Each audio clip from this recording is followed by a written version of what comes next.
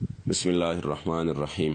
لبیک لبیک لبیک یا رسول اللہ صلی اللہ علیہ وسلم۔ محمد شفیق امینی قائم مقام امیر تاریخ لبیک یا رسول اللہ پاکستان مخاطب ہوں۔ تمام امت مسلمہ کے لیے بالعموم اور اہلیان پاکستان کے لیے بالخصوص یہ پیغام ہے کہ حالات آپ کے سامنے ہیں کہ میرے مصطفیٰ کریم کے دین کو تخت پر لانے کے لیے اور اپنے کریم آقا کی عزت و ناموس اور ختم نبوت کی حفاظت کے لیے بنائے گئے تحریک لبیک یا رسول اللہ پر ریاستی اداروں کی طرف سے جو ظلم و جبر اور تشدد کا سلسلہ شروع ہو چکا ہے اور تاحال جاری ہے، وہ سب حالات آپ کے سامنے ہیں کہ ہزاروں علماء، مشائخ، بچے، بوڑھے اور جوان اس وقت جیلوں کے اندر ہیں۔ حضور امیر المجاہدین اور پیشوائے اہل سنت گرفتار ہو چکے ہیں اور چادر و چاردیواری کی تقدس پامال ہو چکا ہے، مساجد کی بے حرمتی کی جا رہی ہے، اور یہ سب کچھ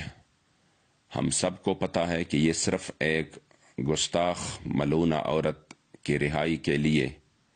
ظلم و جبر کا بازار گرم کیا گیا ہے۔ حتیٰ کہ پیشوائے اہل سنت کے مامو جان اور کئی علماء کے استاد شیخ الحدیث مفتی محمد یوسف سلطانی صاحب شہید رحمۃ اللہ تعالی علیہ کو 80-90 سال کی عمر میں گرفتار کر کے جیل میں بند کر کے ان کو دوائیاں بھی نہیں پہنچا دی گئی اور ان سے ملاقات پر بھی پابندی لگا دی گئی، جس کی وجہ سے وہ جیل کے اندر ہی شہید ہوئے۔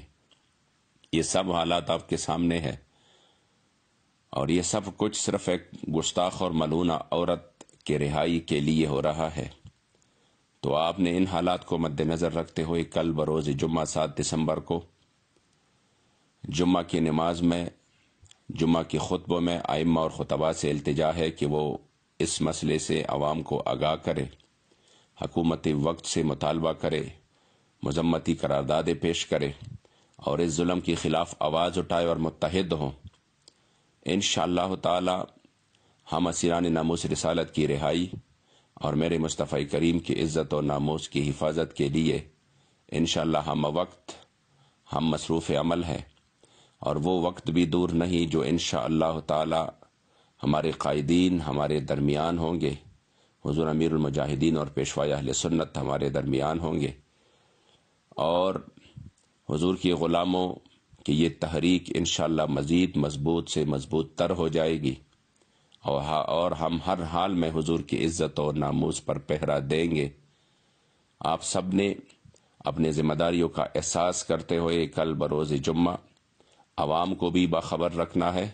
رابطے بھی مضبوط کرنے ہیں، اور ایک مؤثر اور پرامن طریقے سے حکومت وقت کو یہ پیغام دینا ہے کہ ہم سب کچھ برداشت کر سکتے ہیں، مگر حضور کی عزت و ناموس پر سودے بازی کبھی نہیں برداشت کر سکتے۔